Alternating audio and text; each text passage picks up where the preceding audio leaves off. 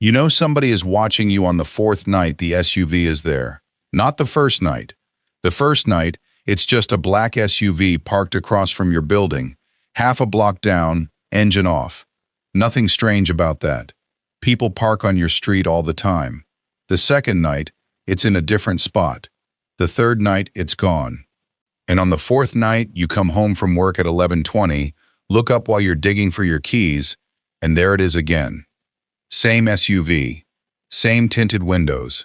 This time it's parked where whoever is inside can see the front door of your building perfectly. You stand there with your keys in your hand, telling yourself not to be stupid. Then your phone rings. Unknown number. You answer. Nobody says anything. You say hello twice. You hear breathing maybe, or traffic, or maybe you're imagining both. Then the call ends. You look across the street. The SUV is still there, and something inside you finally stops making excuses. Because this isn't the only thing. There's the man at the diner across from the warehouse where you work. You've seen him 3 times this week. Same booth near the window. Same coffee he barely touches. There's the email from your cloud account saying somebody logged in from a device you don't recognize. There's the guy your building manager mentioned yesterday. Nice guy, apparently. Said he was looking for you. Didn't leave a name. And once you let all those things sit together in your head, you understand what you've been refusing to understand for almost 3 weeks. They found you. And the reason they found you starts with Daniel. Daniel and a video that was never supposed to exist. Daniel has been your friend since you were 19. Long enough that there are whole versions of your life he remembers better than you do. He was there when you dropped out of community college. You were there when his mother died. He helped you move into your first apartment. You drove him home from county after the stupid bar fight that got him arrested at 26. He is the kind of friend who knows what you mean when you call and say nothing for 10 seconds. Which is probably why, when he showed up at your apartment late on a Tuesday night and said, "You need to see this," you let him in without asking why he looked like he hadn't slept. He had a laptop under one arm. He locked the door behind him. That should have been enough. It wasn't. The video came from the dashcam in his work truck. Daniel did building maintenance for a commercial property company, and 3 nights earlier he'd been called out to fix a busted service gate at an office complex on the west side. The camera kept recording after he parked. Daniel didn't know that until he was reviewing the footage later because somebody had backed into the truck and scraped the bumper. He found the scrape. Then he found something else. The video wasn't good. That mattered later. At the time, it almost made the whole thing easier to watch. The parking lot was dark. The image was grainy. Most of what happened was maybe 40 yards from the truck. A sedan pulled in. 2 men got out. A third man arrived a minute later. You could see enough. One of the men was angry. The third man looked scared. There was pushing. Then one of them pulled a gun. No dramatic pause. No shouting you could hear. Just a quick movement, a flash, and the third man dropped beside the sedan. The other 2 stood over him for a few seconds. Then they put him in the trunk. The whole thing took less than 2 minutes. You watched it twice. The second time, Daniel paused on the face of the shooter. You knew him. Not personally. You had seen him on the local news. Always standing behind somebody else. Always described as a businessman, consultant, investor, something vague. Daniel knew the name too. And he knew enough about the name to be scared. "This is bad," you told him. Daniel nodded. Then he said the sentence that changed both your lives. "They don't even know the camera was there." He said it like that made you safe. And for a while, you let yourself believe it. The truck had been parked in shadow. The dash cam was small. Nobody looked toward it. Nobody walked near the truck. Daniel hadn't told his employer what he'd found. The footage was still on the original memory card and on one copy he'd made to his laptop. As far as anyone involved knew, the murder had happened in an empty parking lot. No witnesses. No camera. No problem. Except Daniel didn't see a murder video. Not only a murder video, he saw money. You were the one who told him that was insane. You remember that part clearly, because you use it later when you're trying to prove to yourself that you were a good person at the beginning. You said go to the police. Daniel asked if you really believed the police could protect him after he handed them footage of men like that. You said send it anonymously. He asked how long before somebody traced the upload. You said destroy it. That was when he looked at you like you were missing something obvious. Do you know what something like this is worth? You did not. Daniel thought he did. He knew a guy who knew a guy. That's how these things always begin. A person whose real name you never hear. A number saved under initials. A meeting that isn't a meeting. Daniel said there were people who bought information. Lawyers, private investigators, competitors, people who paid for leverage. He said nobody was talking about blackmail. Not exactly. The footage would just change hands. Once. Clean. No threats. No demands. No direct contact with the men in the video. And he kept coming back to the same point. They don't even know the camera was there. He said it in your kitchen. He said it in your car. He said it when you told him you wanted nothing to do with it. And each time, the sentence sounded a little more reasonable. Because if they didn't know the camera existed, they couldn't know Daniel had the video. And if they didn't know Daniel had it, they couldn't know about you. That was the logic. Simple enough to fit in one sentence. Wrong enough to ruin two lives. You got involved because Daniel needed somebody else to make the handoff. That was his contact's condition. No direct link between the source of the footage and the buyer. Daniel had already spoken to the broker from his own phone before the man stopped him and told him he was being careless. So the broker wanted somebody clean, somebody outside the chain. You should have walked away. Instead, you thought about the credit card balance you hadn't made a dent in for 8 months.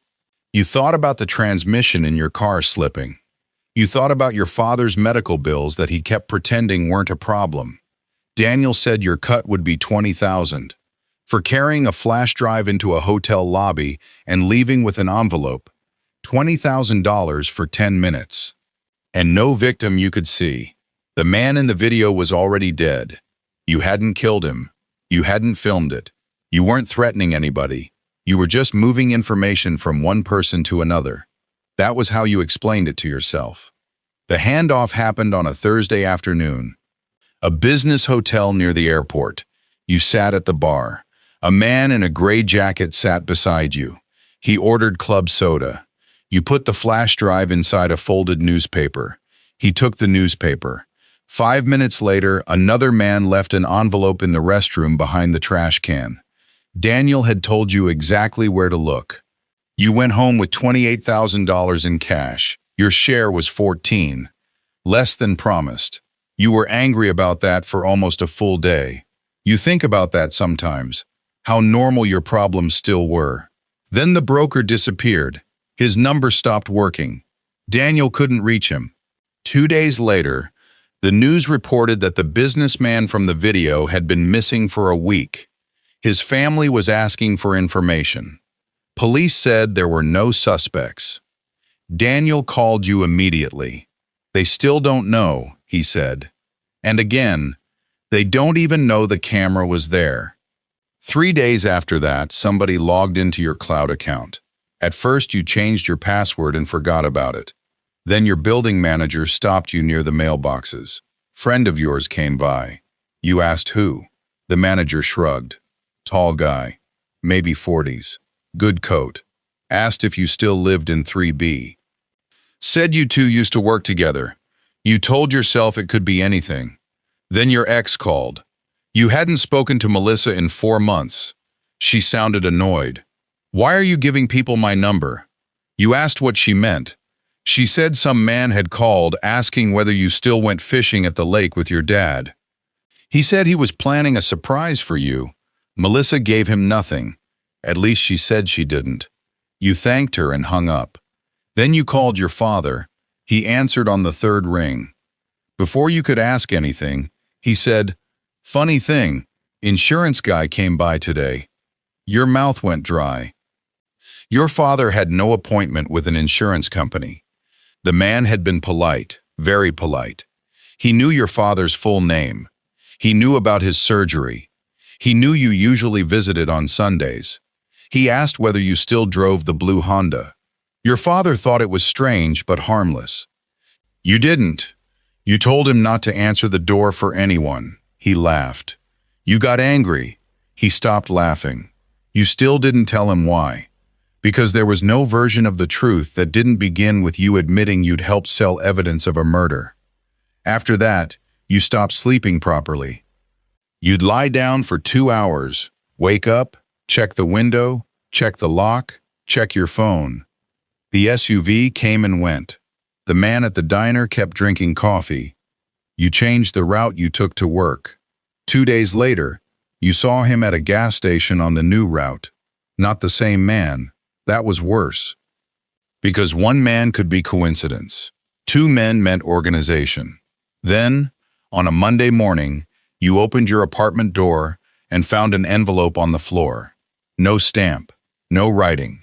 Inside was a photograph, a printed frame from the video, the parking lot, the sedan, the man with the gun. And on the bottom corner of the image, somebody had drawn a small circle around the reflection in the sedan's rear window, the reflection of Daniel's work truck. That's when you finally understood. They weren't trying to get the video back. Maybe that had been the mistake from the beginning, thinking the danger lived inside a file. A file can be copied. A file can be uploaded. A file can sit on 10 computers in 10 cities. Once footage like that exists, getting one flash drive back means nothing. The real problem is people. People remember. People talk. People panic. People make deals. And you had seen everything. The shooter's face. The other man's face. The car. The license plate. The body on the ground. You could destroy every copy you had and still carry the whole thing around behind your eyes. You called Daniel. He wanted to delete everything. His laptop, the memory card, the backups, all of it. Then he wanted to send a message somehow. Tell them the footage was gone. Tell them you didn't want money. Tell them it was over. You asked him the question neither of you had asked before. How do we prove we deleted what we remember? He didn't answer. You thought about the police again. By then, police sounded almost comforting.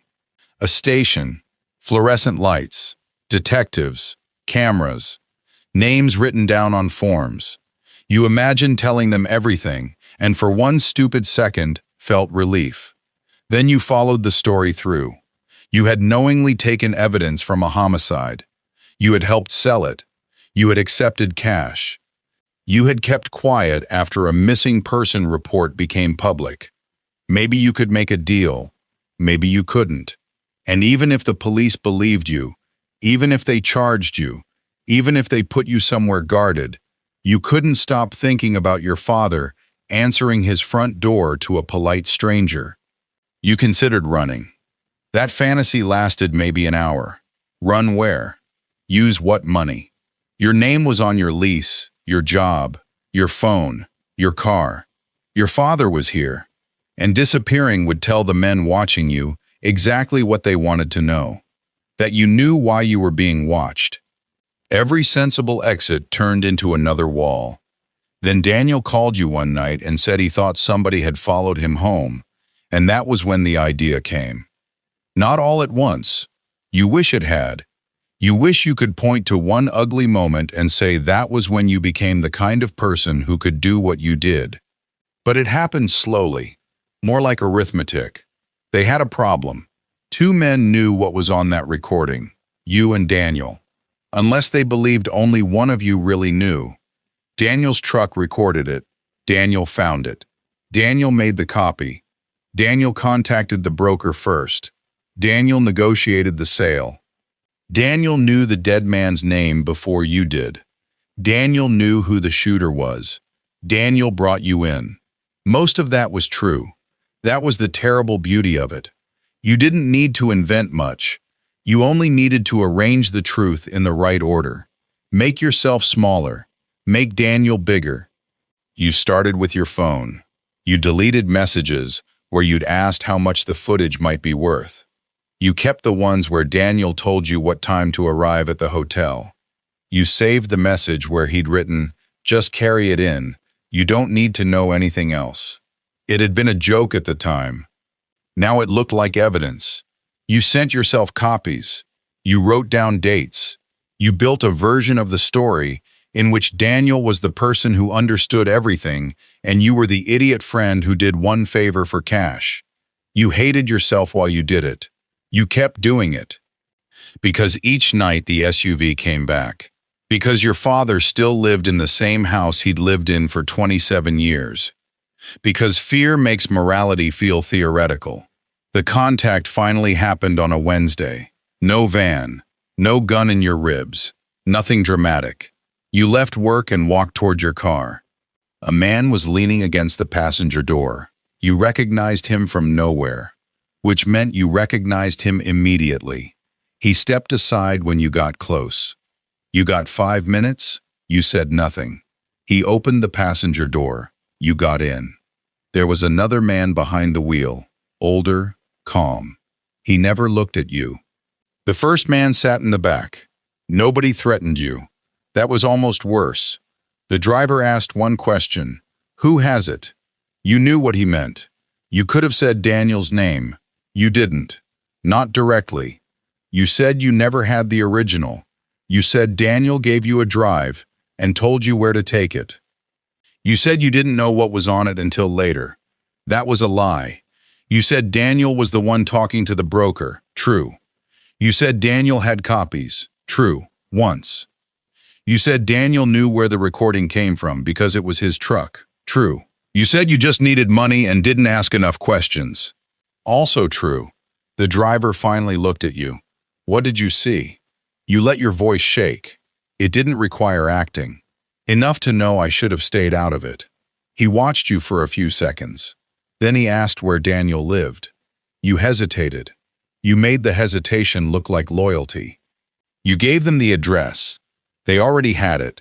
You know that now. The question wasn't for information. It was to see whether you would choose. And you did. They let you out 2 blocks from your car. Nobody told you it was over. Nobody needed to. The SUV was gone that night. It was gone the next night too. The man stopped sitting in the diner. Your cloud account stayed quiet. Your father didn't get any more visitors. 3 days later you called Daniel. No answer. You texted him. Nothing. You waited until the next morning and called again. Straight to voicemail. By Sunday you drove past his apartment. His truck was gone. The blinds were open. There was no furniture visible through the front window. You sat in your car across the street for 11 minutes. You did not get out. That matters. You tell yourself you didn't know what had happened. You tell yourself maybe Daniel ran. Maybe he saw them coming. Maybe he had money hidden somewhere. Maybe he crossed the border. Maybe he changed his name. There are 100 things silence can mean. You have tried to believe every one of them, but you know what silence means when you've paid for it. Months pass. You quit the warehouse. You move twice. You stop visiting your father on a schedule. You sell the Honda. You still have some of the money from the video. You almost never touch it. The first time you try to spend a $100 bill from the envelope, you stand at the register looking at it in your hand and suddenly see the parking lot again, the sedan, the gun, Daniel at your kitchen table, so you use your debit card instead. The cash stays hidden, money you helped trade a friend for, money that somehow feels too expensive to spend. You still check your rearview mirror more than you need to. You still notice black SUVs. You still let unknown calls ring out. And sometimes, usually when you're almost asleep, you hear Daniel's voice from that first night. Calm, certain, almost amused that you were worried. They don't even know the camera was there. For a long time, you thought that was the lie that killed him. It wasn't. Daniel was right. They didn't know the camera was there. Not when the murder happened. Not when he drove away. Not when the footage sat unnoticed on a memory card inside his truck. The camera was never the danger. The danger started when somebody watched what it had seen. Then somebody copied it. Then somebody sold it. After that, they didn't need to find a camera. They needed to find the people whose eyes had become copies. There were two of you, and when they finally came asking who had really seen everything, who had really understood what was on that recording, who was the person they needed to worry about, you made sure there was only one answer: Daniel.